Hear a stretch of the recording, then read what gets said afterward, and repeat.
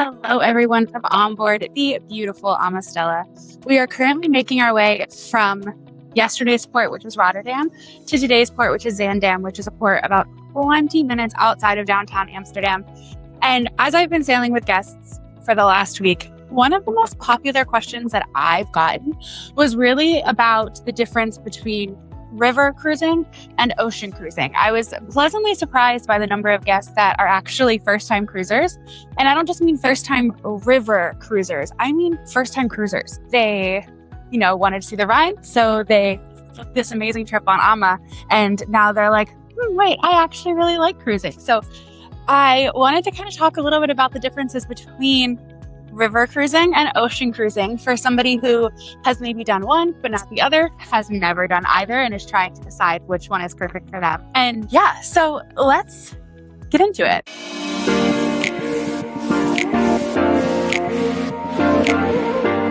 First and foremost, I think it's important to talk about the ship size. When you're talking about an ocean ship, whether you're talking about, the largest ship in the world or a smaller, more intimate ship, they are quite large. They have to navigate the open seas, so they have a lot more tech on board. They have to have crazy stabilizers so that you're not thrown wall to wall.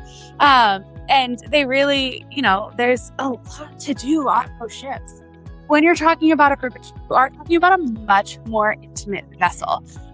You have kind of ocean ships that go from thousands upon thousands of passengers. And for example, the Icon of the Seas. Or you can go down to your more luxury lines that only have a couple hundred people. When you're talking about a river vessel, you're really talking about 150-ish guests, give or take. Obviously, every line is going to be different. Some ships are going to vary within the same family. So around that amount, but much smaller vessels. Now, that means two things. One, it means that there's less people, which is great, but there's also sometimes a little bit less activities and things like that to do, which I'll talk a little bit more about later.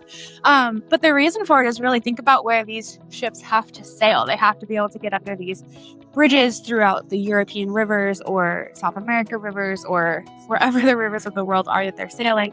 They also need to be able to get into the locks that you will see a lot through the European rivers. I think we've gone through 4 or 5 just on board the Stella. Now, while you're talking about an ocean ship, you have much more space to play with, again, as is proven by something like the Icon of the Seas.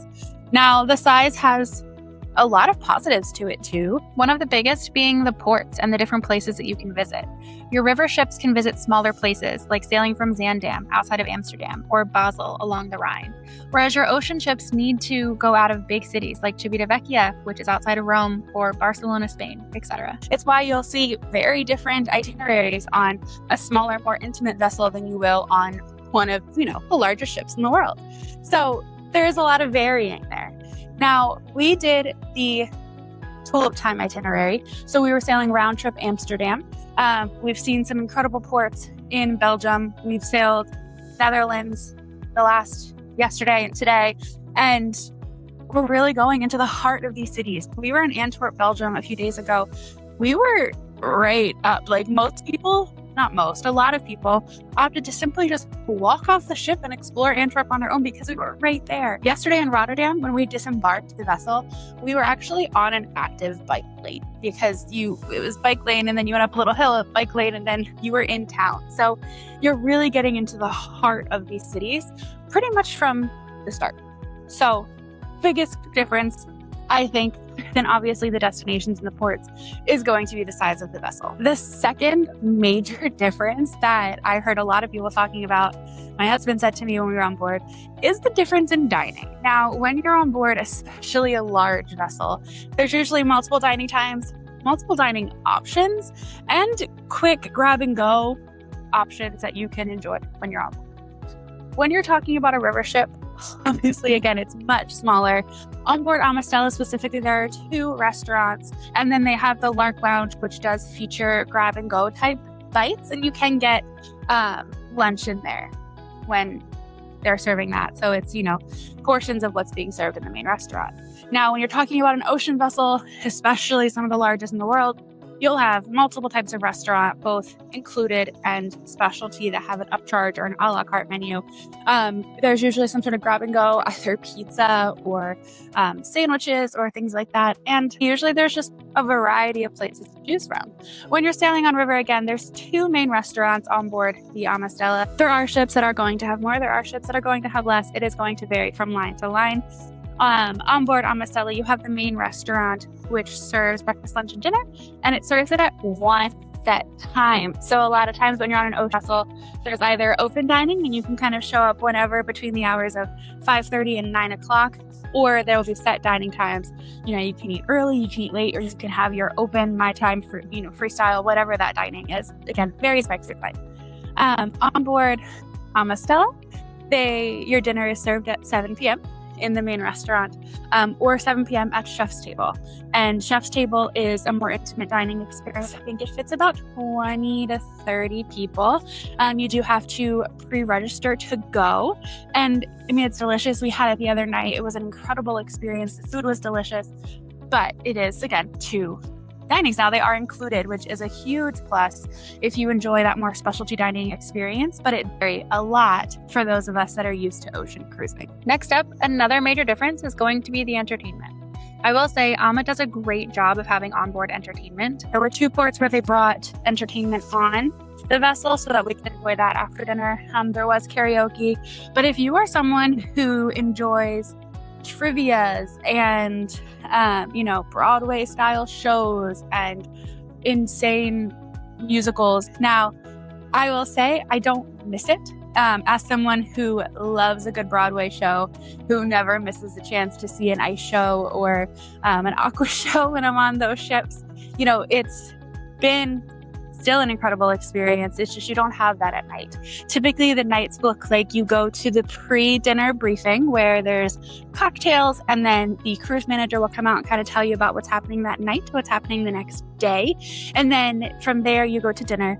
After dinner, there's some sort of music or dancing or karaoke that happens in the Lark Lounge, which goes until, pretty late, and then everyone goes to bed because the next day you're on to your next port and your next city to explore. There will be people that will set up card games and mahjong and things like that in the Lark Lounge to play in the evenings or during the day when we're sailing. You'll see a lot of people reading books. I personally was working on my latest needlepoint. Thank you to the ladies aboard the Oceana Vista who taught me that new craft. And they're really just hanging out, enjoying the views. Today is a beautiful day of cruising. We're sailing through the Netherlands till we get to Zaandam. So they're really just making their own fun. There is a wellness host on board. He does do a variety of activities such as yoga in the morning in the Lark Lounge. They do walking to help with digestion after lunch and things like that. So Ama does do a very good job of filling the schedule with a variety of activities. You're just not going to find your trivias and things like that aboard that you would find when you're on an ocean vessel and you're kind of feeling like, okay, I want to be at this and this at the same time. That's not going to happen aboard a river ship. Next up, the ports. Now, I talked a little bit about this in the beginning, and I think it's something that's very important to talk about and something that I've heard a lot of people discussing on board, and that is the ports that you visit on a river ship versus an ocean liner. If you're sailing aboard an ocean ship and you're doing just a 7-night European itinerary, you're most likely going to be sailing out of either Rome, Barcelona, probably London, or a few others, but those are really the big 3. And you're going to be hitting stops either in the Eastern Med, the Western Med, or Northern Europe. They're incredible ports. I have visited quite a few of them. There's many more that I'm going to visit, and I love them all. They're beautiful. You are going to be sailing into the larger cities, which are beautiful. I love Barcelona. Barcelona is an incredible city. Who doesn't want to go to Italy and have Italian cuisine and see all of the beautiful architecture in Italy? They're great. But you're also going to see the same places over and over again, right? If you sail Europe a lot, then you've probably seen a lot of the places. So a great option to that is river cruising. Now, again, we boarded in Amsterdam, but there are a ton of different itineraries. You can do the Rhine and sail and see the Rhine castles and Swiss Alps. You can see the Danube, which just has incredible ports. You can really get into the heart of countries like the Netherlands, Germany, France, Switzerland, and so many more. And that's just talking of Europe. There are river cruises that happen along the Nile River. There are cruises, some have cruises down the Mississippi River. Really, there's just a variety of rivers to choose from, but you get to see so many new places, and it's been really wonderful. And as you can see, you're not really dealing with the ocean waves that you would be used to. So the ports are very different. They're wonderful on both. I love a good ocean Europe itinerary, whether it's, you're talking about Greece or Italy or Spain, just incredible places. But if you want to travel a little deeper, you want to see a lot of these smaller cities throughout Europe without having to navigate your way through European airports or buses, river cruising is a great option. Now, overall, all of these different things really lead to one experience and one big difference, and that is really just the overall experience between the two. When you're on an ocean vessel, whether it's a luxury product with a couple hundred guests or one of the larger ships with thousands upon thousands of guests, you will always have an incredible level of service, and you will on river too. That doesn't change when you talk about going from ocean to river. They have some of the most amazing crew on board. I will say, I feel like you get to know them even better when you're on board river. At least we have on AmaStella. We've had an incredible cruise manager who's with you from start to finish of your journey. We've met the captain multiple times and all of those things. So it's, for those of you that love the crew aboard your favorite ocean ships, you do still get that experience on river. But it's just been it's very different. It's very much the same in that cruising is cruising, but it is very different. Even when you're disembarking in port, a lot of times you're not going through these crazy cruise terminals. You're just walking off the ship, and sometimes that's from this top deck where I'm standing now, and sometimes it's from down lower depending on the river levels. It can also change throughout the day. So yesterday, for example, we started with it being from the top, and then at one point they actually were boarding people from down below. So it does vary based on the river levels, which was really cool to see just because it was different than what we were used to. The captain is also right there in the bridge to my left. He is sailing the ship right now as we make our way to Zaandam. The crew is out cleaning and drying things off because we did get a little bit of rain last night. It is a little chilly, but they're getting everything ready. They're doing an incredible job, and it's really, that experience does stay the same, and I think that they deserve the recognition of how incredible they are, whether you're talking about ocean or river cruising. So overall, I think that if you're someone who really loves to travel, or you really want to explore Europe and the ports and the cities that you've been hearing about that have incredible architecture, food, and culture, whether you're a top-tier guest with an ocean cruise line or you're new to cruise, river cruising is a great option. Because there are differences, you've got some that might be adults only, some that have an experience a little more like what you're used to, some that are a little bit lower cost, some that are higher cost and a little more luxury. So you can really find the right river line for you, and you can expand the places that you've been throughout some of the most incredible parts of the world. Thank you all so much for tuning in. It's been an absolute pleasure to sail aboard AmaStella, and I hope that you've enjoyed learning about the differences between these two types of cruising. I'm going to go enjoy my last full day aboard. So until next time, be sure to like, share, comment, follow, and be sure to check back next week as we show you a little sneak peek of the brand new AmaSophia.